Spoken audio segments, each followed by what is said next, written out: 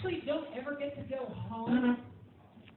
Big Daddy Voodoo actually keeps me in the back in a dog kennel and occasionally lets me out for these shows. Woo! Yeah, it's pretty terrible. But in actuality, I've got a couple things to say real quick. Fuck NASCAR. Woo! Fuck NASCAR. I'm from Bristol. Fuck NASCAR. I actually got to sit here and have, like, on my way the other day, which was a huge mistake on my part. So I totally just, I don't keep up with that shit because I'm not white trash. But I don't keep up with it. So I decided to walk out last Friday in a rainbow pride flag crop top. Little did I know that it was actually family race night. Yeah, I actually posted a picture and said, "Dear Book of Faith, if I get stabbed tonight, a hillbilly did it." On my way there, it was a harrowing experience. We were driving down State Street and just seeing people parked on the sides of the road, vultures. And I actually decided to make a game out of counting how many Confederate flags I actually saw. Yeah, I saw 5 that were being worn as T-shirts, 17 on cars, and 2 on pants, which I'm about to get into just for a real quick moment. So my partner drops me off at a gas station to run in to go grab cigarettes while I'm wearing this rainbow flag crop top. Which is exciting because there's at least 20 people that were just kind of all 20 cars just kind of all circling around this centrally located gas station. When I got in there, I'm sitting there waiting in line because there's at least 7 people in line. And behind me, I feel somebody tap on my shoulder and say, "I don't think that's right." I turned around to this woman who might have been all about 5'2", about 400 pounds, and noticed that she was wearing a Harley-Davidson bandana, a Kid Rock touring concert T-shirt, and Confederate flag pants. Real talk for a moment. I don't give a fuck where you stand on that. No. Never. We don't flag pants ever.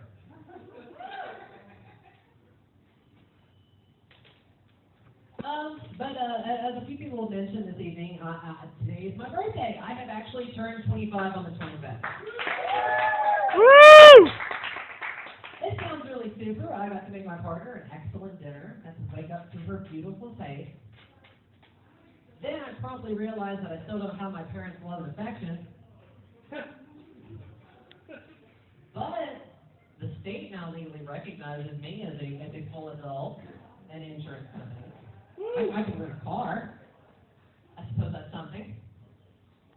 And then I got an email from the campsite I use, and they told me that they moved me to the mature section because they realize that I'm from Tennessee and everyone gets pregnant at 16.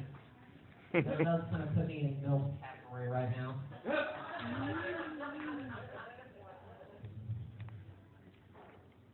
This wonderful joy about having those kind of sites is that I get a lot of these advertisements that pop up in my sidebar, and I never know how to feel about them. One of them was click here if you want to ruin your marriage.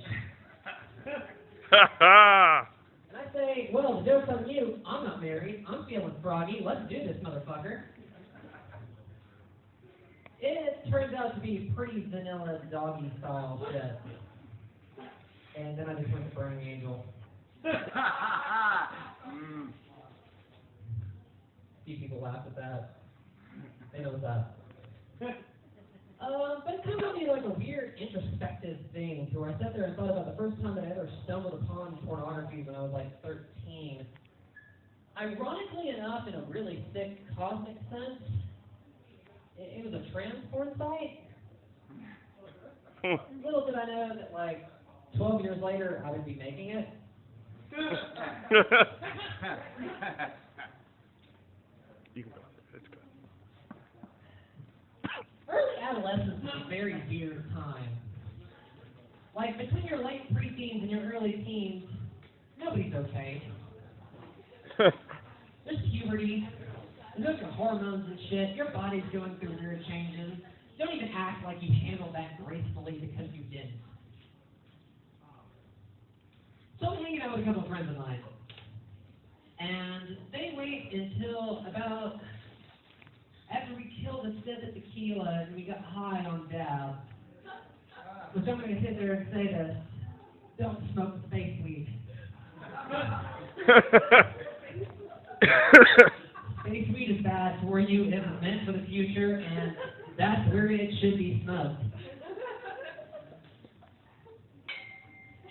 So they're my proper dude friends or whatever. And one of them just kind of looks over me and like a half glaze. He's like, so what's your weirdest masturbation story? Immediately I was like, the fuck are you asking that for? But before I can even like interject with that, he's like, yeah, this one time, man, like I took an orange and I cut like a cross in it and I fucked it. I just had to stare for a moment in shock because what came next was even worse. And this man, I'm not sure whether or not he's going to become a serial killer or he should be working for NASA because of the forethought and the logic that was applied to it. He took a Ziploc bag with like the proper zip, filled it full of mayonnaise, popped it in the microwave for 30 seconds because you want it to be warm, right? All right. He took this bag, slammed it in between two pillow cushions, and proceeded to fuck it. Cow club. Woo! And suddenly, that weird instance when I was 12 where I tried to fuck myself with a shampoo bottle,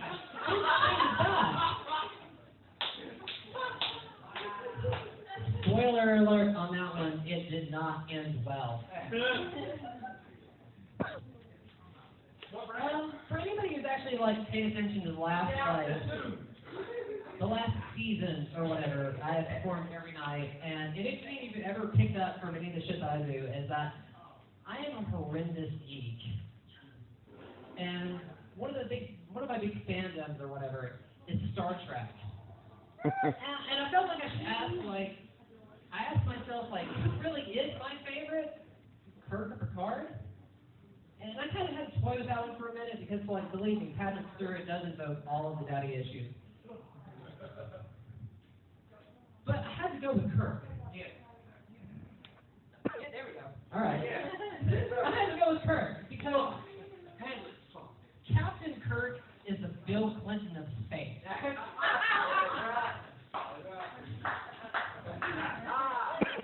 As long as it's even remotely female, he's gonna fuck it. That's right. 30 minutes or less. 60, 2-parter. He didn't wear a red shirt. And you see, that's kind of where they differ at the same time, to where, Bill Clinton would be all I did not have sexual relations with that space squid. Meanwhile, Kirk would be like, damn it, Bones. You know I can't help myself. I'm a sexual tyrannosaurus. Dr. Bones McCoy performed 3,687 abortions in his time in Starfleet. 38 of them were on Captain Kirk himself.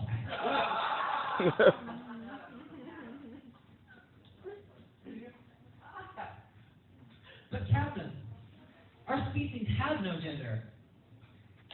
I see your mouth moving, but all I hear is there's at least one usable orifice. I don't mean anything light of that. Abortion isn't funny, and it's not funny because in the sense that I'm actually anti-choice.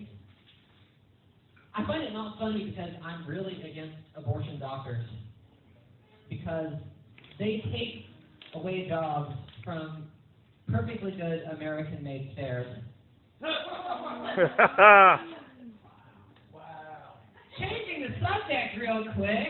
So yeah, fuck George Lucas. Who's stoked about like the newest Star Wars film coming out? Woo! Got like 2 people. God, you're all lame. I'm pretty stoked about it because George Lucas is single-handedly with 3 movies. Because Star Wars is always a trilogy in my mind. It's 4, 5, and 6. That 1, 2, 3 shit, fuck that. Woo! That never happened. Woo! And I'm gonna tell you the reason why. Fuck those movies.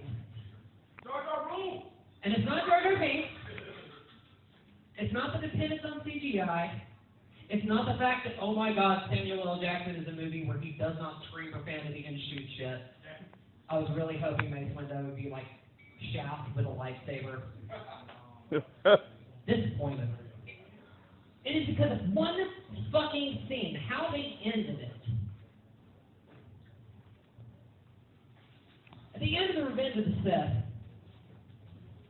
Padme Amidala, who gives birth to Leia and Luke, dies immediately after childbirth. Because, simply put, she just loses the will to live.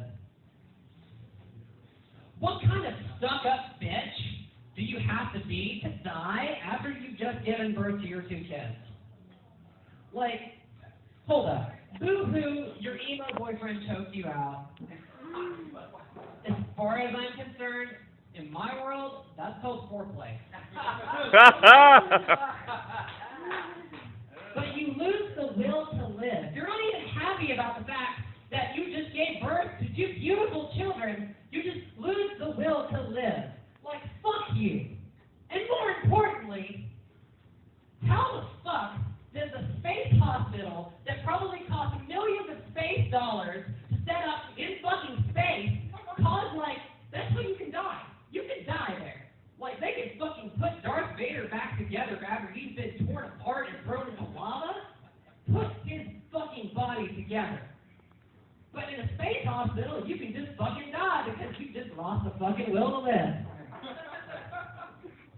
Biggest plot hole that has ever existed.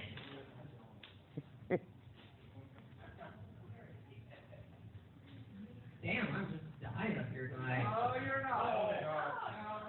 Alright, show of hands. Did he try to kill himself?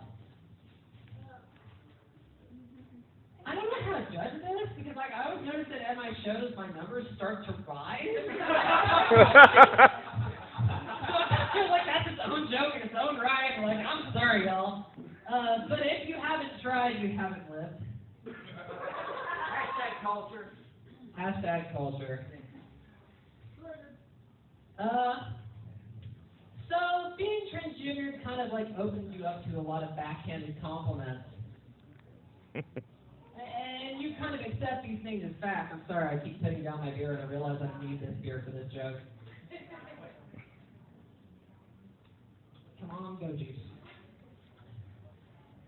So I went to this one show and I had this one older man fawn over me for about 2.5 hours. And his biggest thing was that he had been all over the world, but he had never seen a woman with features like mine. Clearly, he has never been to San Francisco.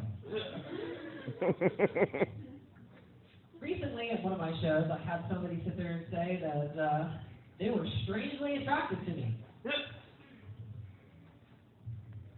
Maybe I'm just missing how that works, but as far as I'm concerned, hot bitch, of course you're attracted to me. Everybody does.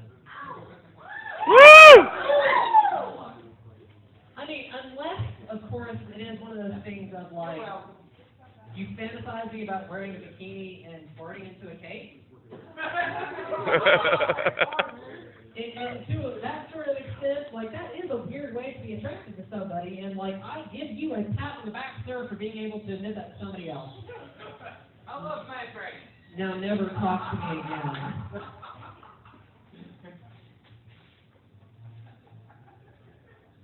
I had this one gentleman explaining Jessica's transgender, that she's nearly complete.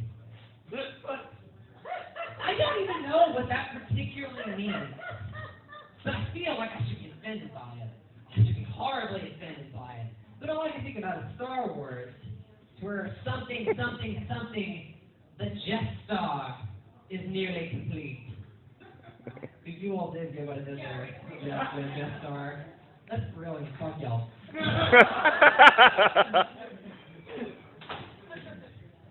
Like, I feel like that's the time when you go, that's no moon.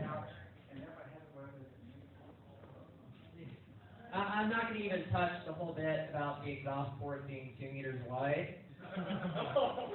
That joke kind of speaks for itself. But my personal favorite is, let's blow this thing and go home, kid. Woo! Thank you all. I am the host of the NSFW Open Mic Comedy down at the Mecca. We have our next show on Thursday, so do come check us out. We have a lot of really great people. We actually got this one comic coming in from Knoxville, Boston, the Crown, who will be here on Thursday. So thank you all. You've been a lovely audience. Thank you so much.